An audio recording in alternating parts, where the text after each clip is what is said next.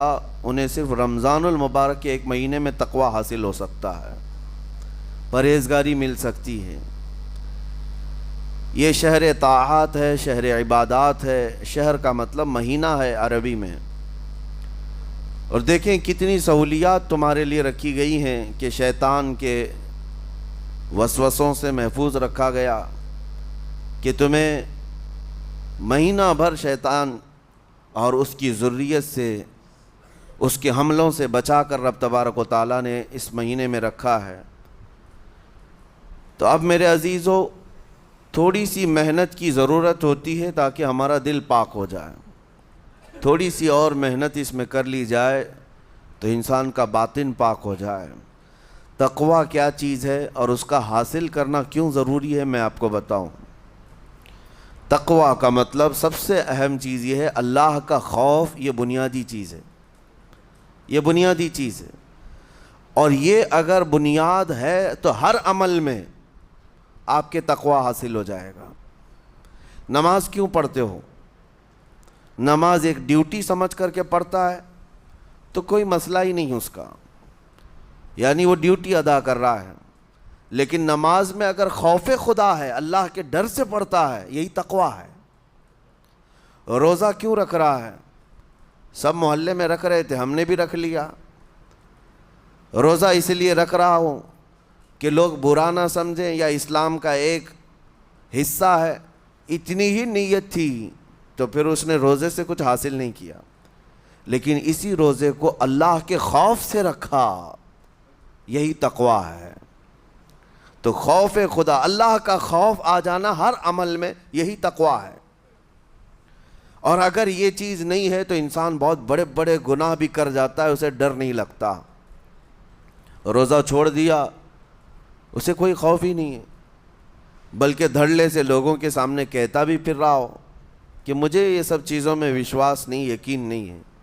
یہ باتیں اس زبان سے آتی ہیں جس کے ہاں اللہ کا خوف ہے ہی نہیں، اللہ کا ڈر نہیں۔ اسی لیے قرآن میں اللہ نے فرمایا لعلکم تتقون، تم پر روزے اللہ نے فرض کیے ہیں تاکہ تمہیں تقوی مل جائے، اللہ کا خوف۔ اور یہ کتنی اہم چیز ہے میں آپ کو بتاؤں، خوف خدا۔ خوف خدا کا مطلب کہ اللہ کا ڈر، اللہ کا خوف، یہ تمہاری پوری باڈی کو صحیح کرتا ہے، اندر سے بھی باہر سے بھی۔ خوف خدا، تم ہر قدم پر اگر یہ سوچتے ہو کہ میرا رب مجھے دیکھ رہا ہے، جیسے کہ آپ کو پتہ ہے حدیث پاک میں حضور صلی اللہ تعالیٰ علیہ وسلم سے پوچھا بھی گیا احسان کیا ہے، یعنی نیکی کس کو کہتے ہیں؟ حضور نے فرمایا تم نماز ایسی پڑھو یا عبادت ایسے کرو جیسے تم اللہ کو دیکھ رہے ہو۔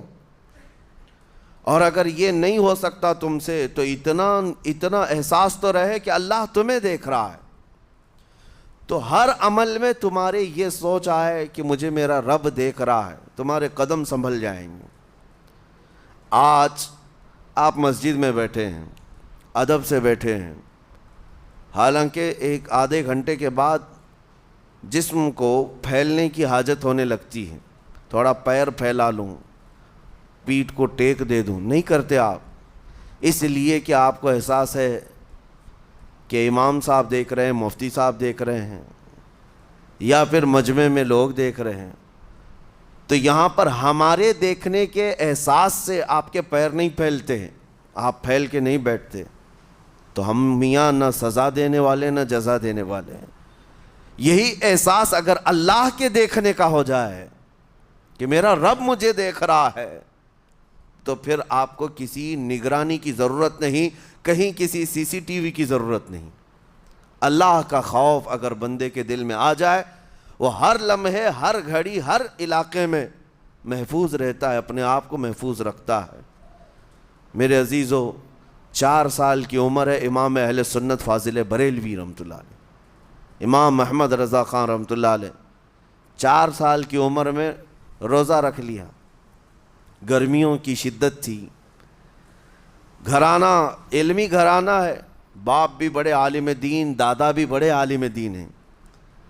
4 سال کی عمر میں روزہ تو رکھ لیا، اور جب تھوڑی دوپہر ڈھل گئی، اچھوں کی حالت دھوپ کے دنوں میں خراب ہونے لگتی ہے، تو شام ہونے کو قریب تھی کہ ایک کمرے کے اندر دادا محترم نے پوتے کو بند کر دیا اور کچھ پھل فروٹ ساری چیزیں اندر رکھ کر کے دروازہ باہر سے بند کر لیا. کہا بیٹا کھا لینا, میں کسی کو بتاؤں گا نہیں, کسی کو نہیں بولوں گا. 4 سال کی عمر ہے, تمہارا روزہ بھی رہے گا, کھا کر کے تھوڑا پیٹ ہلکا کر لینا. تو یہ دروازہ بند کر کے دادا محترم چلے گئے. کافی دیر کے بعد دروازہ کھلا تو وہ پھل فروٹ ویسے کے ویسے ہیں, بچہ ویسے ہی بیٹھا ہوا ہے. امام احمد رضا رحمۃ اللہ تعالیٰ علیہ, 4 سال کی عمر کی بات کر رہا ہوں. دادا نے آ کر پوچھا بیٹا کھائے نہیں, دروازہ بند کر لیا تھا. تو 4 سال کی عمر میں مولانا امام احمد رضا کہنے لگے کھا تو لیتا لیکن ہر گھڑی میرا مولا تو دیکھ رہا ہے, جس کے لیے روزہ رکھا وہ تو دیکھ رہا ہے. یہ ہے تقویٰ, یہ ہے خوف خدا, کہ اگر یہ کسی کے دل میں بیٹھ جائے, اسے لوگوں کو دکھانے کی یا لوگوں کے اسے دیکھنے کی کوئی ضرورت ہی نہیں. میرے عزیزو, تقویٰ حاصل کرنے کا یہ اتنا بہترین راستہ ہے, اتنا بہترین راستہ ہے. آپ روزہ ہیں, کس کو پتہ ہے؟ میں روزہ ہوں, کس کو پتہ ہے؟ یہ راز ہے میرے اور اللہ کے درمیان. آپ روزہ ہیں, یہ راز ہے آپ کے اور اللہ کے درمیان. بہت سارے موقع آپ کے پاس ہیں دن بھر میں, فجر سے لے کر عصر تک. کئی مرتبہ وضو میں جانا پڑتا ہے, باضابطہ آپ کلی کر رہے ہیں, آدھا نگل جاتے, کس کو خبر ہے؟ یا کہیں چھپ کر کے کوئی ہلکی سی چیز چبا لیتے, کس کو خبر ہے؟ اس لیے کہ یہ اندرونی معاملہ ہے, راز ہے. آپ کھا رہے ہیں پی رہے ہیں یا نہیں کھا رہے ہیں نہیں پی رہے ہیں, یہ کوئی دوسرا نہیں کہہ سکتا. آپ کے اور آپ کے اللہ کے درمیان یہ راز ہے. اور آپ بچے ہوئے ہیں, حلق سوکھا ہے شام کے وقت میں, اور پیٹ بھی پیٹ سے لگنے آ جاتی ہے. کام کرنے والے جانتے ہیں کہ شام ہوتے ہی روزے کا اثر کس قدر ظاہر ہوتا ہے. کام کرنے والوں کو زیادہ اثر پڑتا ہے, اے سی میں سونے والوں کو روزہ کہاں پتہ چلتا ہے. لیکن اس وقت بھی وہ نہ پانی کا ایک قطرہ حلق میں ڈالنا چاہتا ہے, نہ کوئی چیز چھپ کر کے چبانا چاہتا ہے. مجھے بتاؤ میرے عزیزو, کیوں اپنے آپ پر یہ تکلیف اور اپنے آپ پر یہ زیادتی کر رہے ہو؟ آپ کو اندازہ ہوتا ہے یہ میں زیادتی نہیں کر رہا, نہ یہ اپنے آپ کو تکلیف میں ڈال رہا ہوں, یہ میرے رب کی رضا ہے, میں اسی پر قائم ہوں. اسی لیے فرمایا گیا کہ جب افطاری کا دسترخوان بچھتا ہے اور پہلے ہی آ کر کے لوگ بیٹھتے ہیں, اور یہ سنت بھی ہے, ایسے نہیں کہ بھاگتے بھاگتے آپ آئے, وقت ہوا کھجور لیے اور کھا گئے. افطاری کے وقت سے تھوڑی دیر پہلے بیٹھ جاؤ, تمہارے دسترخوان پر نعمتیں رکھی ہوئی ہیں, پھل بھی ہیں, میوہ جات بھی ہیں, کچھ کھانے پینے کی چیزیں بھی ہیں, ٹھنڈا شربت بھی ہے, دیکھتے ہوئے بیٹھے ہیں آپ, لیکن ہاتھ نہیں لگاتے ہیں. انتظار ہے وقت کا کہ ادھر سورج کے غروب ہونا ہے اور میری افطار ہونی ہے. اعلان سنتے ہیں, اذان سنتے ہیں, اس کے بعد آپ اٹھاتے ہیں, لیکن اتنی دیر تک آپ خاموش بیٹھے ہیں دسترخوان کے پاس, سارے لوگ دیکھتے رہتے. یہ وہ منظر ہے جس کو فرمایا گیا رب ذوالجلال بھی اپنے بندوں کو دیکھ رہا ہے, رب تبارک و تعالیٰ بھی دیکھ رہا ہے اپنے بندوں کو. اور سارے فرشتوں کو بلا کر میرا مولا اعلان فرماتا ہے, یہ میرے بندے ہیں, دیکھو یہ شام کا وقت ہے, ان کے حلق سوکھ چکے ہیں, ان کے پیٹ میں بھوک کی شدت ہے, اور ان کے سامنے اچھی نعمتیں پڑی ہوئی ہیں.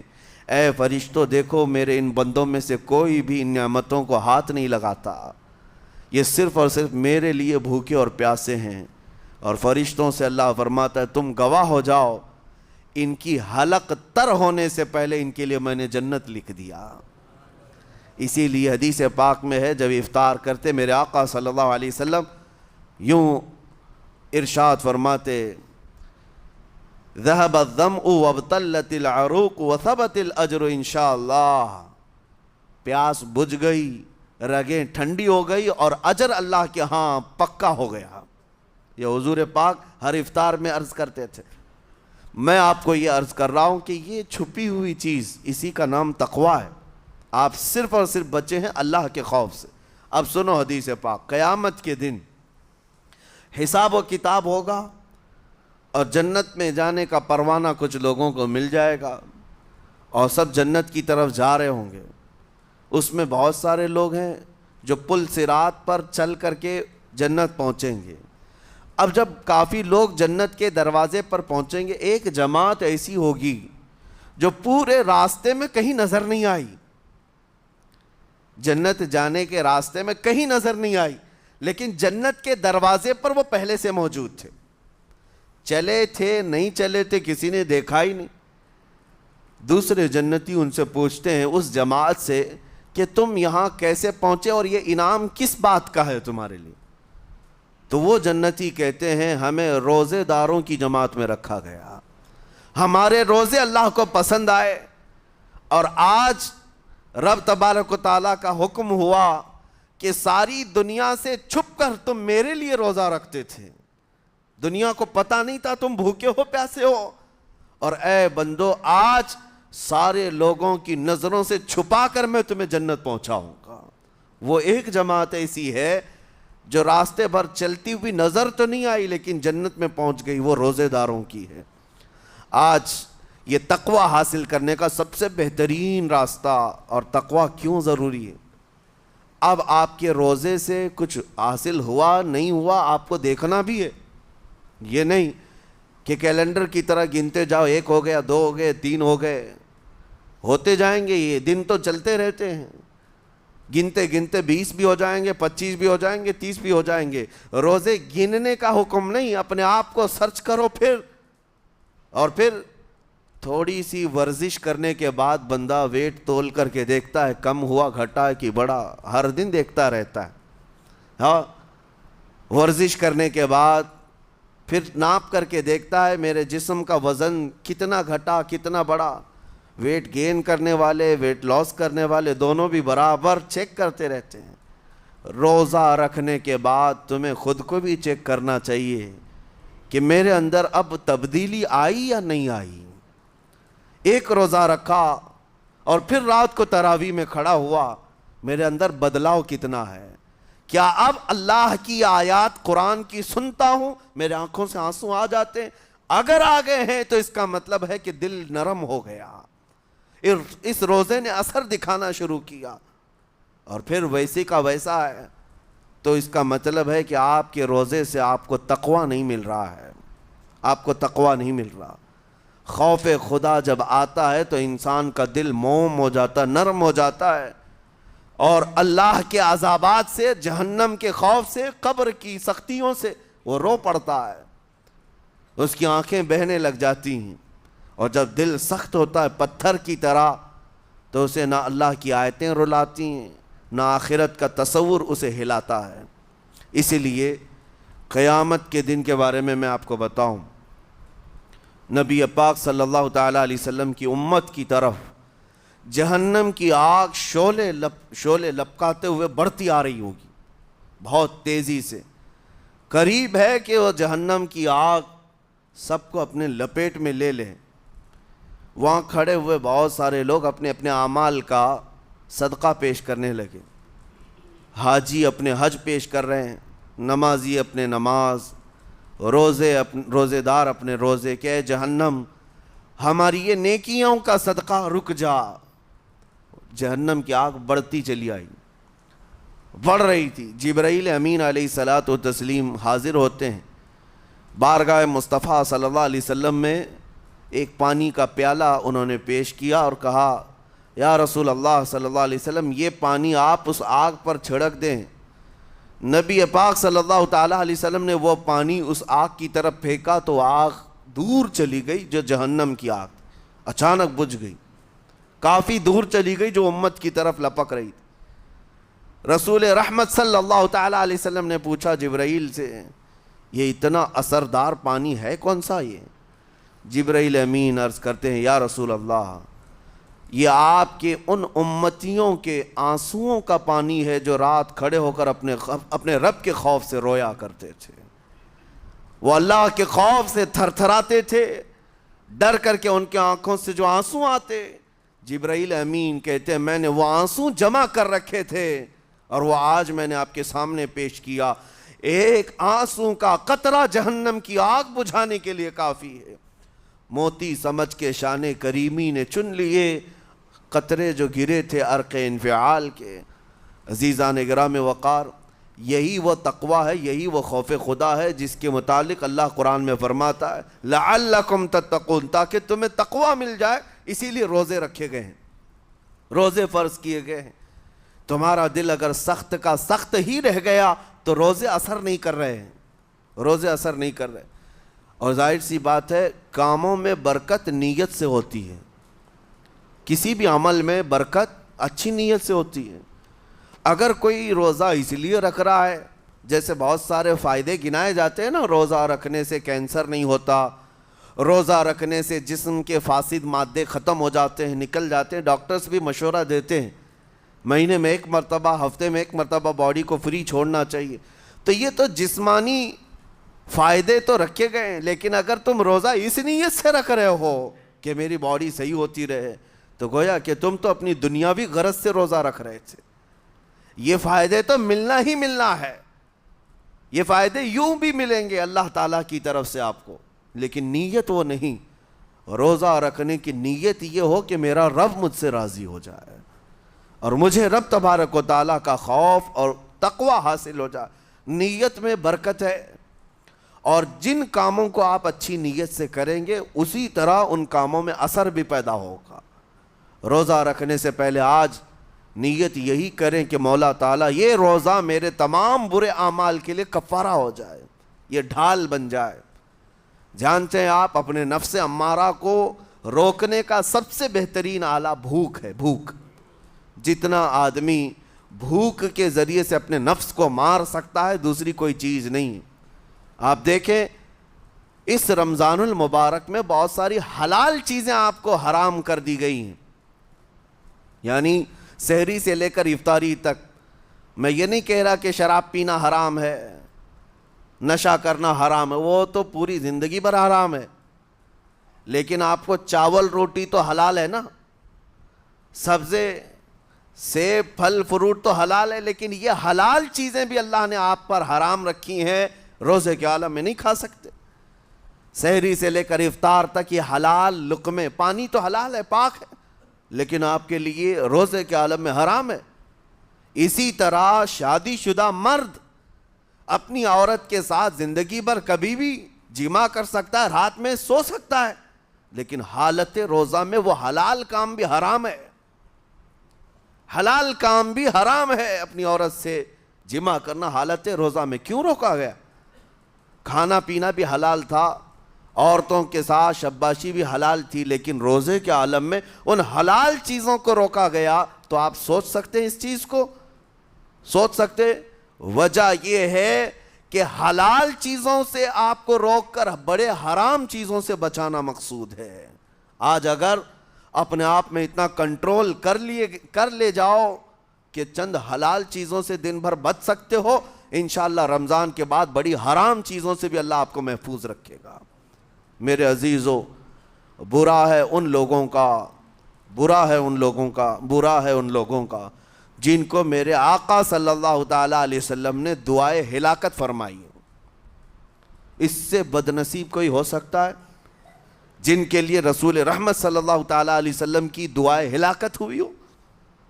حضور صلی اللہ تعالیٰ علیہ وسلم ایک دن مسجد نبوی شریف میں تشریف لے جا رہے تھے، منبر پر آپ نے قدم رکھا، آمین کہا، پھر دوسرے زینے پر قدم رکھا، آمین کہا، تیسرے زینے پر قدم رکھا، آمین کہا۔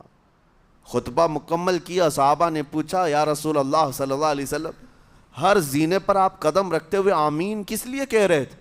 سنو، رسول پاک صلی اللہ علیہ وسلم ارشاد فرماتے ہیں کہ میں جب پہلے زینے پر قدم رکھا تو سید الملائکہ جبرائیل امین آئے اور دعا کرنے لگے۔ کیا دعا کیا؟ یوں کہا، یا رسول اللہ صلی اللہ علیہ وسلم وہ شخص ہلاک و برباد ہو جائے جو آپ کا نام سنے اور پھر اس کے بعد درود نہ بھیجے۔ حضور فرماتے میں نے آمین کہا۔ حضور کا نام سنتے ہی آپ کی زبانوں پر درود آ جانا چاہیے۔ اللہم صلی علی سیدنا محمد وآلہ وصحبہ وبارک وسلم۔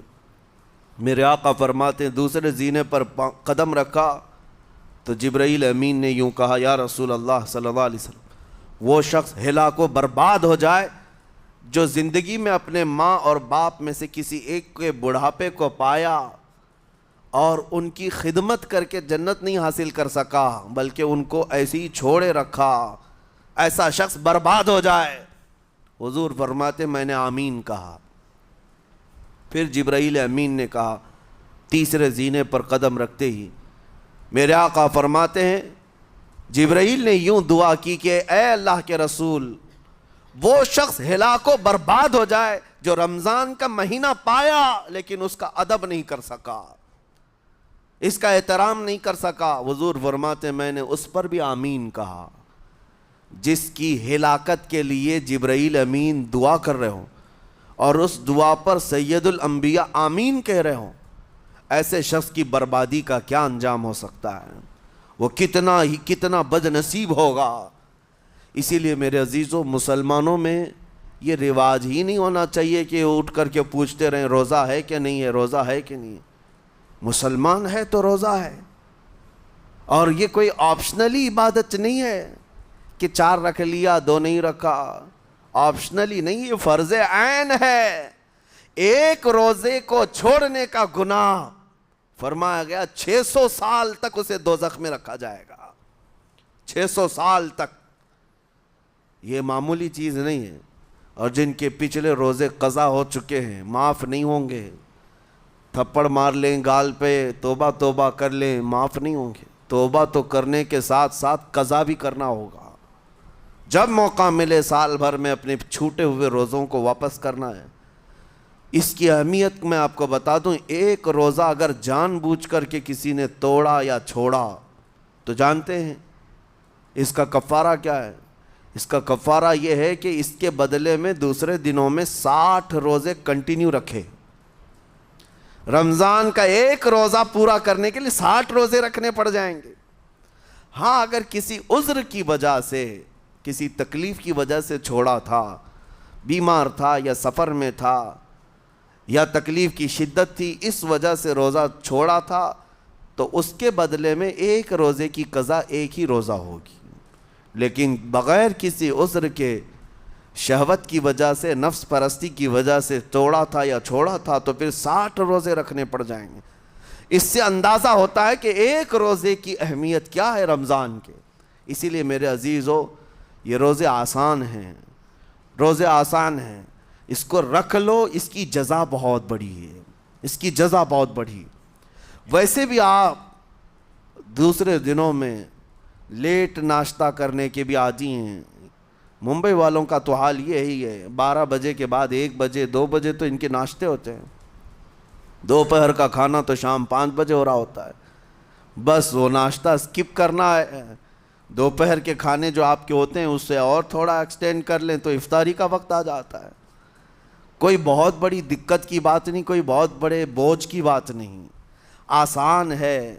آج الحمدللہ ہمارے 5 سال 6 سال کے بچے روزہ رکھ لیتے ہیں، تو بڑوں کو تو اللہ نے جو طاقت عطا کی ہے، روزہ ہرگز ترک مت کرو۔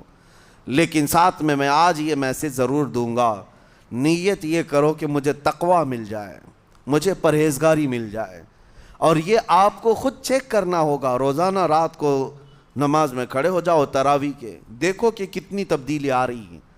آج میں نے روزہ افطار کیا، میرے اندر بدلاؤ آیا کہ نہیں آیا؟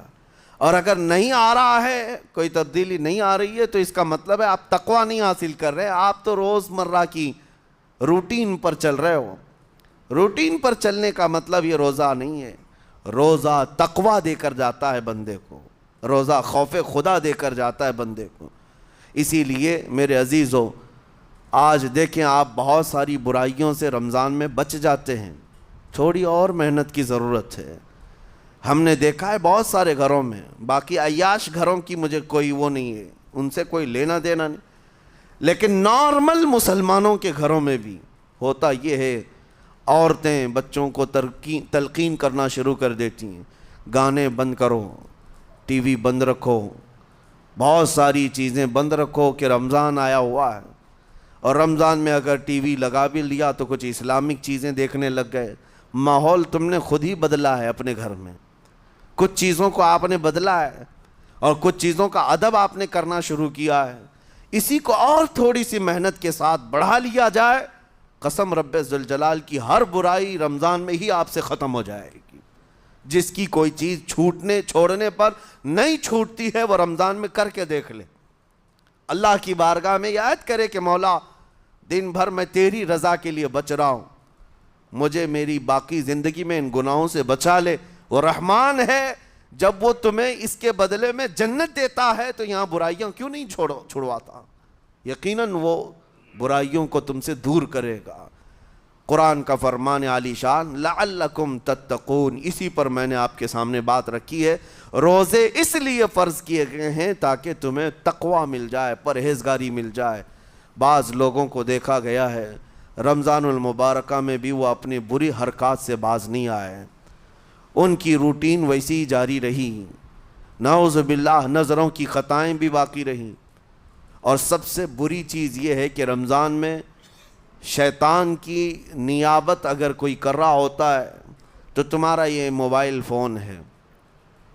اکثر لوگ یہ سمجھتے ہیں کہ اس موبائل فون کو ہم استعمال کرتے ہیں تاکہ ٹائم پاس ہو جائے، روزہ کا وقت قریب آ جائے۔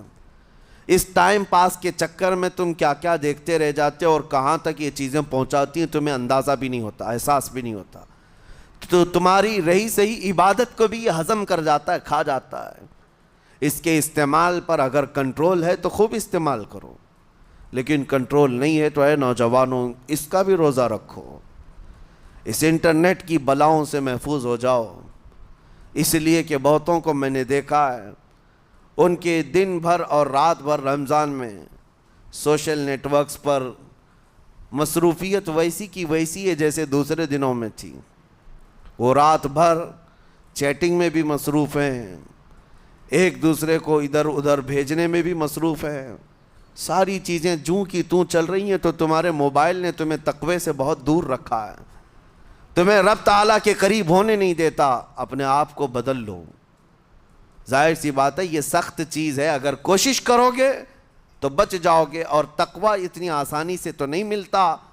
اپنے آپ کو سٹرگل کرو، انشاءاللہ العزیز دل پاک ہو جائے گا، پھر آپ کو اپنی زندگی کے اندر جو اجالے نظر آئیں گے وہ خود آپ محسوس کریں گے، آپ محسوس کریں گے۔ گناہوں کے اندھیروں نے دل پر ایسی کالک رکھی ہے کہ آپ کو کچھ بھی یہاں پر سمجھ میں نہیں آتا، ورنہ نمازوں کا لطف ایسا ہے، قرآن کا مزہ ایسا ہے، جسے یہ لگ جائے دنیا کی کوئی نعمت اس کے سامنے ہیچ نظر آتی ہے، کوئی چیز اسے اچھی نہیں لگتی، لیکن کب؟ جب اسے تقوی کا اجالا حاصل ہو جائے۔ میرے عزیزو، اللہ کریم کی بارگاہ میں دعا گو ہوں، مولا قدیر و جبار ہم سب کو تقوی و پرہیزگاری عطا فرمائے، اور ہم سب کے روزوں سے اللہ تعالی ہمیں پرہیزگاری عطا فرمائے۔ ان روزوں کے انوار اور برکات اور رمضان کے احترام کی ہمیں توفیق عطا فرمائے۔ مولا کریم تیری خشیت سے اور تیرے خوف سے آنکھیں جو بھیگتی ہیں ان آنکھوں میں ہمارا شمار فرما دے، تیرے یاد میں رونے والے بندوں میں ہم سب کو شامل فرما۔ وصلی اللہ تعالی علی خیر خلقی محمد وآلہ واصحابہ اجمعین، وآخر دعوانا ان الحمد للہ رب العالمین۔ السلام علیکم۔